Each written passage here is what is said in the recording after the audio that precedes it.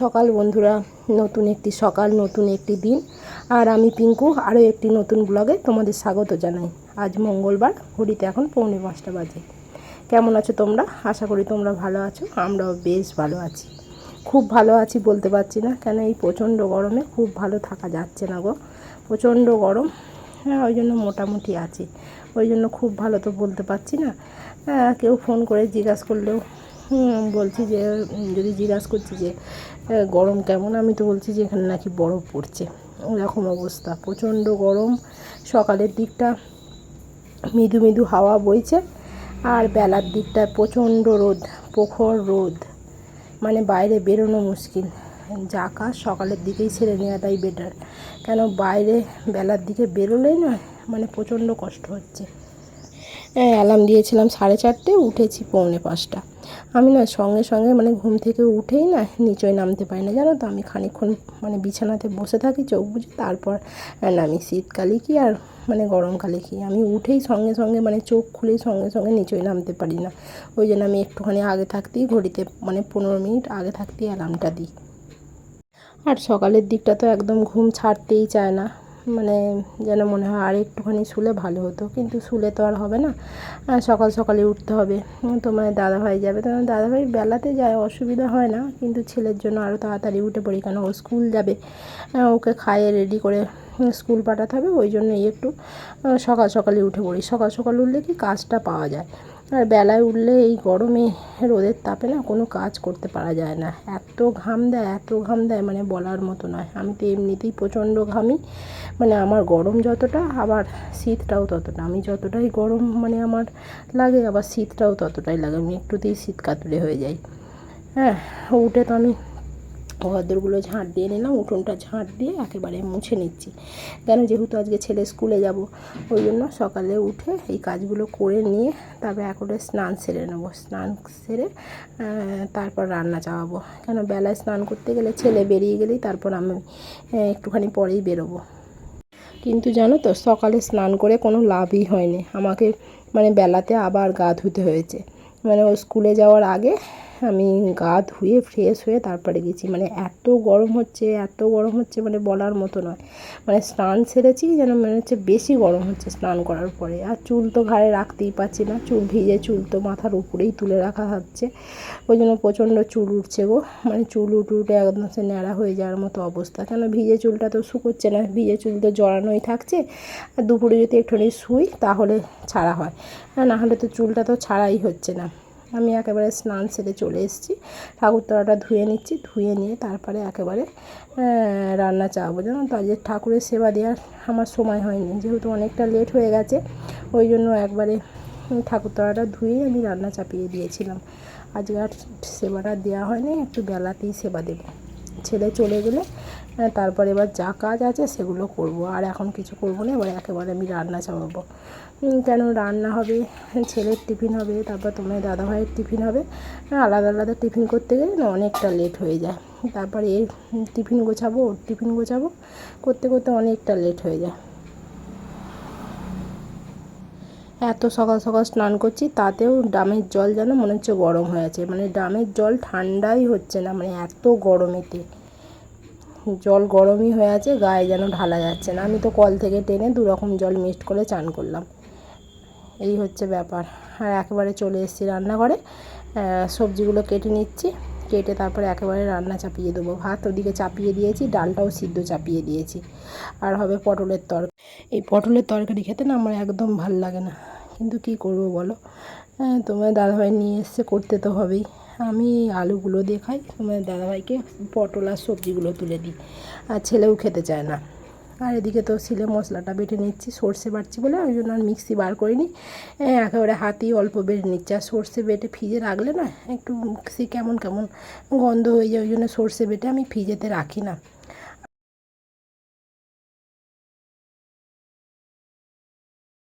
আজকে তো বেশি কিছু রান্না করিনি, পটল আলুর তরকারি করেছি, আর কালকে যে সেই করলাগুলো দেখালাম পাকা করলা, ওগুলো ভাজা করেছি, মুসুর ডাল, আর এই যে ডিম সিদ্ধ করেছি। এটা ডিম সিদ্ধ করতে কী অবস্থা হয়েছে, একটা ডিম ভালো আছে আর একটা ডিম ফেটে সব বেরিয়ে গেছে। কী আর করা যাবে, ভালোটা ছেলেকে দেবো আর ফাটাটা তোমাদের দাদাভাইকেই দেবো, ছেলে তো ফাটাটা খাবে না। চলো এবার রুটিটা করে নিই, রুটি করে তারপর ছেলের টিফিন করব। রুটিটা তো আমি করে নিয়েছি।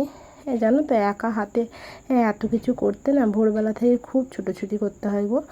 কেউ তো একটু সাহায্য করে দেওয়ার নেই, একা হাতে যেটুকু পারি ওইটুকুই করি তাড়াহুড়ো করে। কিন্তু তোমার দাদাভাই কোনো দিন বলে না যে এটা করে দাও ওটা করে দাও, কোনো দিন বলে না। আমি যেটুকু করে দিই সেটুকুই, ওর কোনো মুখে কথা থাকে না। বরঞ্চ ছেলে বলে এটা কেন করোনি ওটা কেন করোনি, কিন্তু তোমার দাদাভাই কোনো দিন বলে না।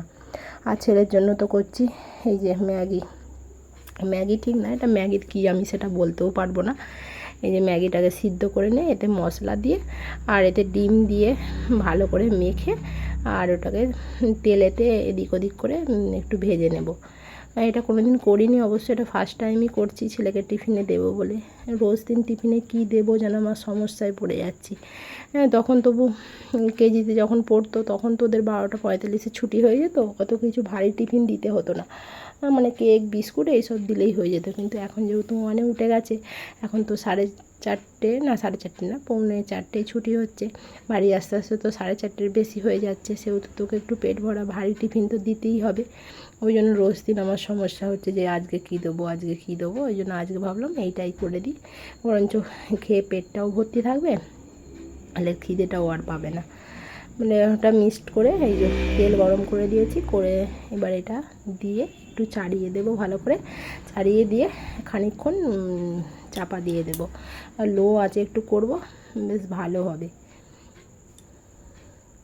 এতে একটু পেঁয়াজ লঙ্কা কুচি দিলে আর একটু বেশি ভালো হতো, কিন্তু যেহেতু ও পেঁয়াজ কাঁচা লঙ্কা কোনোটাই ও খাবে না, ওই জন্য ওর জন্য হালকা করে মশলা দিয়েই করে দিলাম। আর ওতে একটু সস দিয়ে দেবো, ও খেয়ে নেবে। আর সস হলে তোর কিছুই চায় না, সস হলে ওই দিয়েই খেয়ে নেবে, ওর মুখে আর কোনো কথা থাকবে না। তুমি যা জিনিসই দাও না কেন ওতে একটু সস দিয়ে দিলে ও আর কোনো কথা বলবে না, ও খেয়ে নেবে। আমি তো প্রথমে ভয় পাচ্ছিলাম যে এটা হয়তো উল্টাতে পারবো না নাকি, কিন্তু দেখলাম খুব সুন্দরভাবে উল্টে গেল। জানো তো, যেহেতু প্রথমবার করছি ঠিক বুঝতে পারছিলাম না জিনিসটা ভালো হবে কি খারাপ হবে, কিন্তু দেখলাম বেশ ভালোই হয়েছে। হ্যাঁ, সব জিনিসই লো আছে একটু ঢাকা চাপা দিয়ে করলে জিনিসটা বেশ খেতে খুব ভালো হয়। জানো তো, এটা যেমন একটু হালকা আছে ঢাকা চাপা দিয়ে করেছি, আর জিনিসটা বেশ ভালো ভাজাও হয়েছে আর ভিতরটা বেশ ভালো সিদ্ধও হয়ে গেছে। এটা তুলে নিয়ে এবার আমি তো খুন্তি দিয়েই পিস পিস করে নিয়েছি, ছুরি দিয়ে কাটলেও হতো কিন্তু আমি ছুরি দিয়ে কাটিনি, আমি খুন্তি দিয়েই পিস পিস করে কেটে ওর টিফিনে ভরে দিয়েছি। কিন্তু প্রচণ্ড গরম ছিল, আমার তুলতে তো খুব প্রবলেম হচ্ছিলো, হাতে করে তুলছিলাম, প্রচণ্ড গরম লাগছিল। আর বেশ অনেকটাই হয়েছে, 3টে ম্যাগি দিয়ে করে দিয়েছি। আর তাও তো পুরোটা ছেলে খেতে পারেনি, 2 পিস মতো ফেরত নিয়ে এসেছিলো। বললো মা আমি খেতে পারিনি। ঠিক আছে খেতে হবে না, কিন্তু আমি একটুখানি খেয়ে দেখলাম বেশ ভালোই হয়েছে, খুব একটা খারাপ হয়নি, মানে খাওয়ার যোগ্যই হয়েছে। এটা তো টিফিনে ভরে দিলাম, দিয়ে উপর থেকে একটু সস ছড়িয়ে দেবো, আর ওর তো খেতে কোনো অসুবিধাই হবে না। এটা দিয়ে একটা পলিথিনের ভেতরে ভরে দেবো, জানো তো, নাহলে টিফিনটার পাশ দিয়ে না ওই সে তেল সস মতো গড়িয়ে ব্যাগটা নোংরা হয়ে যায়, আগের বারে ওরকমই হয়েছিল। ওই জন্য আমি একেবারে একটা ফিনি কাগজে ভরে আর ব্যাগে ভরে দেবো। আর ছেলে তো স্কুল বেরিয়ে গেছে, ছেলে স্কুল বেরিয়ে যাওয়ার পরে আমি একেবারে চলে এসেছি বিছানাটা গুছিয়ে নিতে। ওকে স্কুলে পাঠিয়ে দিয়ে না ধীরে সুস্থে একটু কাজ করলে বেশ কাজটা ভালো হয়, না হলে সেই বড্ড তাড়াহুড়ো করতে হয় গো। সে ও থাকলে সে আমি যেন ছুটে ছুটে মরে যাই। ওই জন্য তোমার দাদাভাইও বেরিয়ে গেছে, ছেলেও বেরিয়ে গেছে, তারপরে আমি একবারে চলে এসেছি বিছানাটা গুছিয়ে নিতে। বিছানাটা না পরিষ্কার করে গুছিয়ে টান টান করে নিলে না যেন মনে হয় মানে পুরো ঘরটাই পরিষ্কার হয়ে গেছে। যেহেতু মানে ঘরের সবটা জুড়েই তো খাট বলতে গেলে, আমার যেহেতু জায়গাটা খুব একটা বড় নয়, সেহেতু খাটটাই বেশি অল্প জায়গা পড়ে আছে। ওই জন্য বিছানাটা গুছিয়ে নিলে মনে হয় সব মানে ঘরটাই পুরো পরিষ্কার হয়ে গেছে, দেখতেও একটা সুন্দর লাগে। ওই জন্য বিছানাটা একটু তাড়াতাড়ি গুছিয়ে ফেলারই চেষ্টা করি। কিন্তু অন্যদিন ছেলে থাকতে থাকতে গুছিয়ে ফেলি এক একদিন, কিন্তু আজকে তো আর সময় হয়নি। টিফিনটা করতে গেলাম, তোমাদের দাদাভাইয়ের আলাদা টিফিন হলো, ওই জন্য দেরি হয়ে গেল। দুজনের এক টিফিন হলে কী হয় তাড়াতাড়ি একটু হয়ে যায়, কিন্তু দুজনের যেহেতু আলাদা আলাদা টিফিন, তোমাদের দাদাভাইয়ের রুটি, ছেলের ওই ম্যাগি দিয়ে ওটা করে দিলাম। এবার আটা মাখারও তো ঝামেলা আছে বলো, যতই 3টে রুটি হোক কিন্তু আটাটা তো আমাকে মাখতে হচ্ছে, তাই না বলো, অনেকটাই লেট হয়ে যায়। ওই জন্য ভোর ভোর উঠতেও হয়। আর বিছানা গুছিয়ে তো চলে এসেছি একেবারে রান্নাঘরে বাসনগুলো মাজতে চলে এসেছি। আজ তো কাচাকুচি কিছু করিনি, এটাই রেহাই। এই গরমে কাচাকুচি করতেও আর ইচ্ছা করছে না। আর আমার হাতের তো আঙুলগুলো এত ব্যথা করছে, মানে কি বলবো, কাচাকুচি করতেও পারছি না। কিন্তু যেগুলো করার তো সেগুলো করতেই হবে। ছেলের স্কুলের ড্রেসগুলো তো আমাকে হাতে করে কাচতেই হবে, আর ব্রাশ দিয়ে ঘষতে হবে, না হলে তো ড্রেস পরিষ্কার হবে না। আর ছেলের সাথেই আমি একেবারে খেয়ে নিয়েছি। আজ সকালে আর ভাত খাইনি, আজকে খেয়েছি, দুটো রুটি খেয়েছি। ভাবছি সকালে আর ভাতটা খাবো না গো, প্রচণ্ড ওয়েট বেড়ে যাচ্ছে, ওয়েটটা এবার কমাতে হবে। মানে রোগা হওয়ার চেষ্টায় আছি। রোগা তো আমি হব না, কিন্তু তাহলেও কিন্তু আমি তো এটা ওটা খেয়েই ফেলছি, ছাড়তে আর পাচ্ছি কোথায় বলো। মানে বিয়ের সময় আমার ওয়েট ছিল 50, আর এখন হয়েছে 79 বা 80 কাছাকাছি। তাহলে বুঝতে পারছো আমার কতটা মানে পরিবর্তন হয়েছে। মানে প্রচণ্ড আমি মোটা হয়ে যাচ্ছি।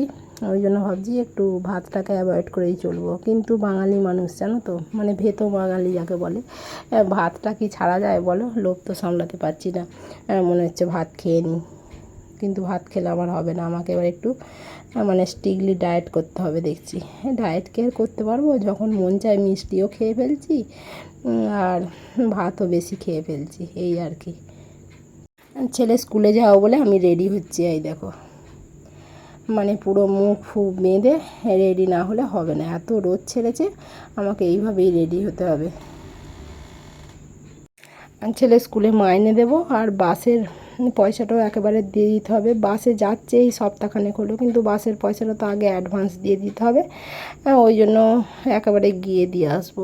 ড্রাইভারের হাতে দিয়ে দিলে হতো, কিন্তু আমি ভাবলাম যে না, আমি মাসটা দিয়েই আসি, পরের মাসে তারপরে ড্রাইভার দিয়ে আসবে ওখানে। আর ওই বলে আমি ওই জন্য দিতে গিয়েছিলাম, কিন্তু গিয়ে ভাবছিলাম যে না এলেই ভালো হতো এত রোদেতে। আর ভেবেছিলাম একজোড়া মোজা নেব ছেলে স্কুল থেকে, সেটাও নেওয়া হয়নি। দেখো আমি রেডি হয়ে নিয়েছি, চিনতে পারছো আমাকে? আমাকে পুরো চেনাই যাচ্ছে না, দেখছো? সে আতঙ্কবাদী মাওবাদীদের মধ্যে আমাকে দেখতে লাগছে, কিন্তু কিচ্ছু করার নেই জানো তো। এত রোদ ছেড়েছে, এরকম না করলে মানে যেতেই পারবো না রোদেতে, অনেকটা রাস্তা। ওই জন্য এরকম করে একবারে বেঁধে নিলাম। চলো, গাড়িটা এখনও বার করা হয়নি, ওই দেখো গাড়িটা দৌড়েতেই আছে, দৌড় থেকে গাড়িটা বার করি, তারপর একেবারে বেরিয়ে যাব। আমি তো রেডি হয়ে বেরিয়ে পড়েছি গাড়ি নিয়ে। আর খালি দেখো রোদের তেজটা, খালি দেখো, দেখলে তোমরা বুঝতে পারবে। পুরো রাস্তাঘাট একদম যেন চকচক চকচক করছে, দেখছো এরকম রোদ। আর আমি তো চলে এসেছি স্কুলেতে, ওই দেখো বাসটা দাঁড়িয়ে আছে। আর আমি মাইনেটা দিয়ে দিই, দিয়ে তারপরে আমাদের ছেলের স্কুলটা তোমাকে একটু দূর থেকে দেখাবো। ঘুরিয়ে তো আর দেখাতে পারবো না, যেহেতু ভেতরে ঢুকতে দেবে না। মাইনে দিতেই সামনেটাতেই ঢুকতে পারবো, আর ভেতরে ছুটির টাইমে ঢোকা যায়, কিন্তু ছুটির টাইমে তো আর আমি আসবো না। ওই জন্য আগে মাইনেটা দিয়ে দিই, তারপর তোমাদের ঘরে দেখাবো।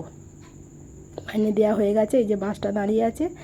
আর ওই দেখো স্বামী বিবেকানন্দর একটা মূর্তি লাগানো আছে ওখানে, যেহেতু স্বামী বিবেকানন্দ বিদ্যা মন্দির, ওই জন্য স্বামী বিবেকানন্দের একটা মূর্তি লাগানো আছে। স্বামী বিবেকানন্দের পিছনে যে ঘরটা আছে, ওই ঘরটায় আমার ছেলেরা মানে বসে। আর মাইনে দিয়ে তো চলে এসেছি আমার বন্ধুদের সাথে একটুখানি দেখা করতে। তখন তো এইখানটাতেই আমরা বসতাম জানো তো, একটা বছর কিন্তু এইখানটাতেই কাটিয়েছি আমরা বন্ধুরা মিলে। আর রোজ দিন তো মানে ফিস্ট লেগেই থাকতো জানো তো, কোন দিন মুড়ির চাট, কোন দিন আলু কাবলি, এইগুলো খুব মিস করি জানো তো। আর এই যে আন্টি নিয়ে এসেছিলো জামরুল, আন্টিকে দেখাতে পারলাম না, আন্টি চলে গেছে ডাক্তার দেখাতে, ওই জন্য আন্টিকে আর দেখাতে পারিনি। আর এই হচ্ছে শিব মন্দিরের পুজোর প্রসাদ, আমি একটুখানি খেলাম। আর ওই দেখো শিব মন্দির, জায়গাটা খুব সুন্দর জায়গা জানো তো। আমরা এই একটা ঠাকুরের আটচালা আছে, এইখানটাতেই এসে বসতাম। এই জায়গাটা খুব সুন্দর জায়গা। আর একটা বছর এসেছিলাম তো, জায়গাটায় খুব মিসও করছি, কিন্তু কিছু করার নেই, যেহেতু ছেলে 3:45 ছুটি হয়েছে, অতক্ষণ তো আর আমি এসে বসে থাকতে পারবো না। আর যেহেতু ওগুলো হচ্ছে নার্সারির বাচ্চার মায়েরা, সেহেতু ওদের তো ছুটি হবে 12:45, ওই জন্য ওরা একবারে এসে বসে থাকে আর বাচ্চাকে একেবারে নিয়ে যায়। আমি আগের বছরটা তাই করেছিলাম। আগের বছর আমার ছেলে কেজিতে পড়তো, কিন্তু আমি ঘুরতাম হচ্ছে পিজির মায়েদের সাথে। একটা বছর খুব মজা আনন্দ করে কাটিয়েছে। আর ওটা হচ্ছে বিশালাক্ষী মায়ের মন্দির জানো তো, খুব জাগ্রত মা। আর মায়ের আদেশ পায়নি বলে মন্দিরটা ভালো করে করতেও পারেনি, দেখেছো পুরাতন মন্দির, ভাঙাচোরা। স্কুল থেকে তো চলে এসেছি, স্কুল থেকে এসে তখন বাজে 1:45। এসে খাওয়া দাওয়া করে তারপর বাসন ধুয়ে আর এই যে এসে একটুখানি বসলাম। আর স্কুলে গিয়েছিলাম যে অনেকগুলো কাজ নিয়ে বেরিয়েছিলাম, একসাথে অনেকগুলো কাজ নিয়ে বেরোলে আর তাহলে রোজ দিন যেতে হয় না। আজকে গেলাম, ছেলে স্কুলের মাইনে দিলাম, তারপর তো দেখলে বন্ধুদের সাথে একটুখানি বসে গল্প করলাম, তারপর গাড়িতে তেল ভরেছি, তারপর ব্যাংক হয়ে তারপর বাড়ি এসেছি।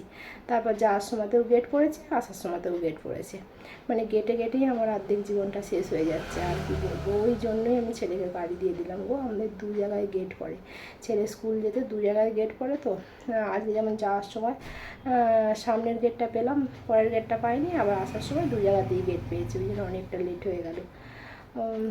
এই করতে করতেই লেট। আর এত বাইরে রোদ, এবার অনেক দিন তো বাইরে বেরোনো হয়নি, বাড়িতেই ছিলাম।